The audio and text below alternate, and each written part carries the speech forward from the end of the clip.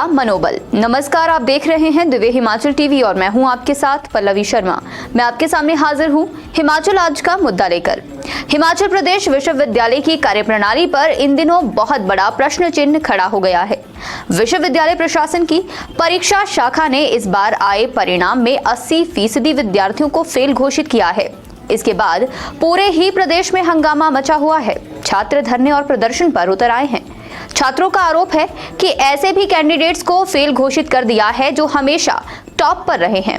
उधर हंगामा मचता देख विश्वविद्यालय प्रशासन ने एक कमेटी का गठन किया है जो इस मामले की जांच करेगी। अब देखना है कमेटी के फैसले के बाद प्रभावित छात्रों को कितनी राहत मिल पाती है। 80% फेल क्या है खेल जी। शायद आपके ध्यान में मसला आ भी चुका हो। वकार जी, HPU हिमाचल प्रदेश यूनिवर्सिटी जो शिमला में स्थापित है वो आजकल बड़ी चर्चा में है एक बार फिर से, और कारण है छात्रों का भारी असंतोष। मसला क्या, जरा डिटेल में बताइएगा। हाँ बिल्कुल अनिल जी, HPU इन दिनों चर्चा में इसलिए है कि उसके जो 80% छात्र हैं वो प्रथम वर्ष या द्वितीय वर्ष के हैं, वो उनको प्रथम वर्ष के हैं जी, तो इनको फेल घोषित कर दिया गया है। तो पहले हम गड़बड़ी की जड़ को समझ लेते हैं, कहाँ गड़बड़ी हुई, कारण क्या है। देखिए, HPU ने दावा किया था कि वे 40 दिन के भीतर जो है वो रिजल्ट निकाल देंगे। तो फिर उसके लिए एक ERP सिस्टम लगाया गया जिसे इंटरप्राइजेज रिसोर्स प्लानिंग सिस्टम भी कहते हैं। अब ये एक तरह का अनिल जी सॉफ्टवेयर है, सॉफ्टवेयर ही है। तो HPU ने इस सॉफ्टवेयर से एडमिशन और एग्ज़ाम प्रोसेस जो था वो इससे जुड़ा हुआ था और इसका सारा जो है वो प्रोसेस चला हुआ था। मगर जब सिस्टम से पेपर चेक करने की बारी आई तो इस सिस्टम ने जो था एक बड़ा एक किस्म से धोखा दिया। सिस्टम में उस पूरी जो थी वो चेकिंग नहीं हो पाई और 80% जो छात्र थे वो फेल दर्शा दिए गए। और सबसे बड़ी भूल या सबसे बड़ी गलती आप ये देखिए कि जिन टीचर्स के पास ये एक्सेस दी गई थी सॉफ्टवेयर को ओपन करने की, उन्होंने मैनुअली बिल्कुल भी नहीं देखा कि यहाँ छात्र कितने पास हो रहे हैं, कितने फेल हो रहे हैं। क्योंकि इसमें वो छात्र भी फेल हो गए जो +2 पास करके आए थे, 95% या 99% नंबर लेके आए थे, एडमिशन लिया था, और प्रथम वर्ष में वो फेल हो गए। तो इसलिए आजकल HPU जो है वो चर्चा में है। मैं दर्शकों को बताऊं मामला क्या है। ये जी, मामला ऐसा है जी कि BSc फर्स्ट ईयर और BCom फर्स्ट ईयर के स्टूडेंट्स, इसमें आर्ट्स वाले थोड़े बच गए हैं, BA वाले। एक तो रिजल्ट बहुत लेट में निकलता है, लगभग 6 महीने बाद, 6 महीने लेट निकलता है लगभग, इसमें 5 भी हो सकता है, इसके आसपास कहीं पे है। रिजल्ट पहले तो आता नहीं है और जब आता है तो हंगामा मच जाता है जी। हंगामा इसलिए मच जाता है कि लगभग जो रिजल्ट है वो 20% है।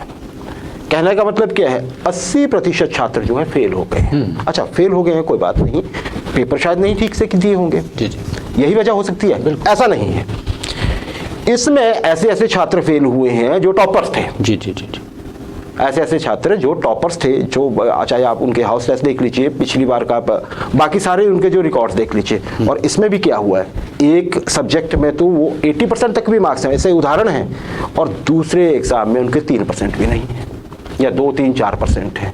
अब ऐसा तो नहीं हो सकता, बिल्कुल लॉजिक नहीं है इस चीज़ में। इसके बाद से स्थितियां ये पैदा हो गई हैं कि HPU यूनिवर्सिटी से जुड़े हुए जितने भी कॉलेजेस हैं वहां पे छात्रों की हालत हो गई है जी खराब।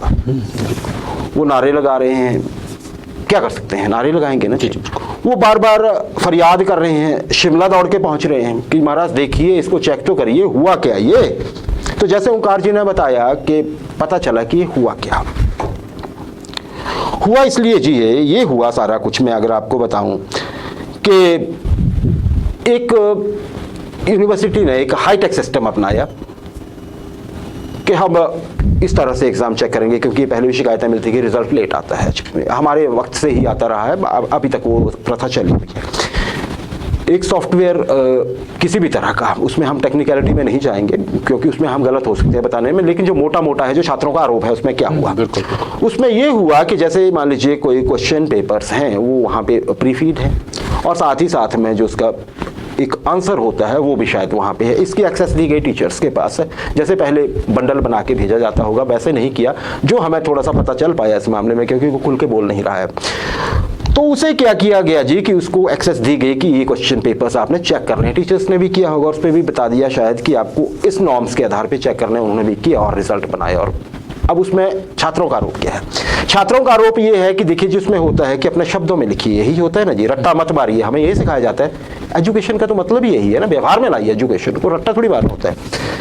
अब छात्रों का आरोप यह है जी कि जिन्होंने अकॉर्डिंग टू बुक वो स्क्रिप्ट लिखी, उस आंसर जो उसका आंसर प्री लोडेड था वो तो हो गए पास, और जिन्होंने उसको अपने तरह से लिखा जैसा कि कहा भी जाता है हमेशा शिक्षा में, वो फेल हो गए। ऐसा आरोप छात्रों का है। अगर ऐसा है तो फिर ये मसला कितना गंभीर है अब आप ये सोच लीजिए, एक सॉफ्टवेयर की वजह से। और इसमें भी जो छात्रों ने बताया, जो उनके आरोप हैं, उनका कहना है जी कि ये जल्दबाजी की वजह से हुआ है। क्यों हुआ? क्योंकि पहले तो वो जो लेक्चरर्स थे, ऐसा छात्रों का कहना है, जिन्होंने ये एग्जाम में जो प्रोफेसर, असिस्टेंट प्रोफेसर जो थे, वो तो चले गए थे कि हम काम नहीं करेंगे क्योंकि हमें यूजीसी का स्केल दीजिए।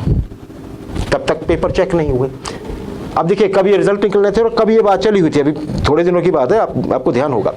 उसके बाद क्या हुआ जी? उसके बाद ये हुआ कि इलेक्शंस का टाइम आ गया, वहां पे थोड़े व्यस्त हो गए। फिर नेक जी, फिर जल्दी निकालना था, तो जल्दी का मतलब ये हुआ, ऐसा आरोप है छात्रों का, हमारा नहीं। जी। अच्छा, इसमें एक चीज और है कि इस पे देखिए मामला कितना गंभीर है। एचपी यूनिवर्सिटी ने कमेटी बना दी इस चीज पे, जो जांच पड़ताल करेगी इस मसले की। जी बिल्कुल, जांच पड़ताल होगी और फिर उसके बाद वो देखेगी कि ऐसा हुआ कि नहीं हुआ। लेकिन इसमें भी कई तरह की किंतु परंतु है। क्यों? खुद पे कोई ऐसा लग रहा है कि जिम्मेदारी लेने की बात नहीं है कि नहीं जी हमारी वजह से नहीं हुआ, पर फिर भी हम देखते हैं। अच्छा ओंकार जी, अब इसमें जो अभी तक एक व्यवस्था की है यूनिवर्सिटी ने कि छात्रों को रीचेकिंग और री इवेल्युएशन की ऑप्शन दे दी गई है। ठीक है जी, अगर आपको लगता है कि आपने पेपर अच्छा किया था और नंबर कम आए हैं तो कोई बात नहीं, हमारे पास रीवैल्यूएशन भी है, रीचेकिंग भी है, जो करवाना है वो करवा लीजिए। लेकिन ओंकार जी, उसके लिए कहा यह गया है कि आपको हर पेपर के, हर उस पर्चे के, एक पर्चे के 300 रुपए देने होंगे। बिल्कुल 300 रुपए। बिल्कुल बिल्कुल जी। तो ओंकार जी, बच्चों ने जो भी पेपर दिए हैं 8 भी दिए हैं, खैर कुछ में को पास भी होगा, कुछ नहीं, इतना खर्चा, और बाद में मान लीजिए वो ठीक निकले, तो ये कुछ बात लोगों को, एक्सपर्ट को भी हजम नहीं हो रही। आप कैसे लेते हैं इसे? और बिल्कुल अनिल जी, जैसे आपने बताया कि जब ये हंगामा मचा है, पूरे हिमाचल के कॉलेजेस के छात्र ने नारेबाजी की और धरने प्रदर्शन पे आए हैं वो, तो इसके बाद एचपीयू प्रशासन जो है उसने एक कमेटी गठित की है। तो ऐसा हमें पता चला है कि ये कमेटी जो है ये 300 रुपये प्रति पेपर जो चेकिंग की इन्होंने फ़ी घोषित की है, शायद इसको वापस लिया जा सकता है, ऐसा भी विचार किया जा रहा है। अगर ये फ़ी वेव ऑफ कर दी जाती है, इसको माफ़ कर दिया जाता है, तो ज़्यादा से ज़्यादा छात्र जो हैं वो अपने लिए अपना पेपर चेक करवा पाएंगे। तो हम ऐसा उम्मीद करते हैं कि एचपी प्रशासन जो है इस दिशा में और जो है वो जल्दी कदम उठाए। ओंकार जी, मेरा प्रश्न ये है, जी जी, 300 रुपये छोड़ दीजिए, चलिए, अब जिन्होंने बेचारों ने, घर वालों ने पैसे दिए हैं, यहाँ भी भर देंगे। एक तो पहले ही रिजल्ट लेट, जी जी, पहले ही टेंशन रिजल्ट कैसा होगा, दूसरे साल के एग्जाम सिर पे, और अभी यही चिंता कि हम पास है कि नहीं है, दोबारा से देखना पड़ेगा। ये कुछ अजीब नहीं लग रहा है आपको व्यवस्था में? बिल्कुल अजीब लगता है। देखिए, जिस एक तरह से एक साल जो है वो छात्रों का जो है वो पहले प्रोफेसर्स की हड़ताल के कारण वो प्रभावित हुए हैं, समय से पेपर नहीं हो पाए, अब 80% लोगों को फेल कर दिया गया है। तो एक उनके पेरेंट्स पे और स्टूडेंट्स पे बहुत बड़ा एक मनोवैज्ञानिक प्रभाव पड़ता है। इससे बच्चों का समय भी व्यर्थ जाता है, पैसा भी बर्बाद होता है, और एक मतलब कि स्टडी के प्रति रुझान जो है वो भी, एक चिड़चिड़ापन बच्चों में आता है। तो एचपी प्रशासन को ये सारी चीज़ें देखनी चाहिए कि एक व्यवस्था बना के रखे। इससे पहले आप देखेंगे कि कई तरह की व्यवस्थाएं जो थी वो पहले बनती थी, बनने से पहले बिगड़ जाती थी, फिर उनको देखा जाता था, फिर बिगड़ती थी, फिर देखा जाता था। तो ये ऐसा चलने वाला नहीं है। राइट टू एजुकेशन और इतनी सारी चीज़ें अगर इसलिए लाई जा रही हैं तो सिस्टम को बिल्कुल स्ट्रॉन्ग किया जाना चाहिए, सिस्टम को बिल्कुल चुस्त दुरुस्त किया जाना चाहिए। ये हम बिल्कुल अपने इन छात्रों के साथ जो है बिल्कुल सहमत हैं। देखिए, अगर यही प्रेशर रहेगा, क्योंकि हम कह रहे हैं कि दूसरे एग्जाम नजदीक आ रहे हैं, जी जी, बच्चा पढ़ेगा कब से? जी वो तो है। जो बच्चे में फ्रस्ट्रेशन आएगी, बच्चे को ये लगेगा चाहे हो सकता है वो निराधार ही हो, कि इवैल्यूएशन प्रॉपर पता नहीं होगी कि नहीं होगी, जी, बिल्कुल। पता नहीं ये क्या होगा। जब पता नहीं वाली बात आ जाती है तो फिर आप खुद की जीवन में देख लीजिए, आप पढ़ाई के बाकी सब्जेक्ट्स में भी लीजिए, जहाँ पे आपको थोड़ा सा ऐसा लगता है कि डाउटफुल है या पिछला पता नहीं क्या होगा, आगे मैं क्या करूँगा, आगे मुझे कुछ करना है, कैसे करूँगा, परफॉर्मेंस प्रभावित होती है। तो ऐसा बार बार पता नहीं क्यों होता है ओंकार जी। अगर हम ऐसा देखें, पहले तो रूसा जब आया था तब भी यही हंगामे हुए थे, उसमें भी काफ़ी कुछ चीज़ें हुई थी, हमें याद है। फिर अब चलिए उसमें से कम वो सेमेस्टर सिस्टम अब बंद कर दिया, अब एनुअल सिस्टम है, लेकिन एनुअल सिस्टम का फ़ायदा क्या है अगर रिजल्ट अब नवंबर में आ रहा है और उसके बाद भी ये हालत हो रही है, जबकि आपकी अप्रैल में जब भी एग्ज़ाम होने हैं।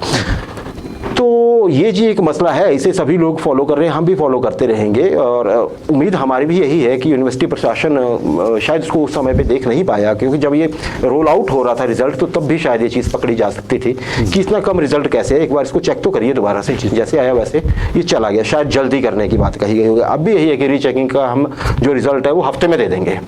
फिर वही बात है कि अगर ज़्यादा आ गए तो हफ्ते में कैसे चेक होंगे चीज़ें, वो अभी भी फिर से वही। तो शायद ये एक टाइम बाउंड में जल्दी के चक्कर में लोगों को लग रहा है कि शायद वहाँ पे कुछ गड़बड़ हुई होगी, नहीं हुई होगी तो सामने आ जाएगा, प्रयास होंगे यूनिवर्सिटी प्रशासन की ओर से, ऐसा सबका मानना है।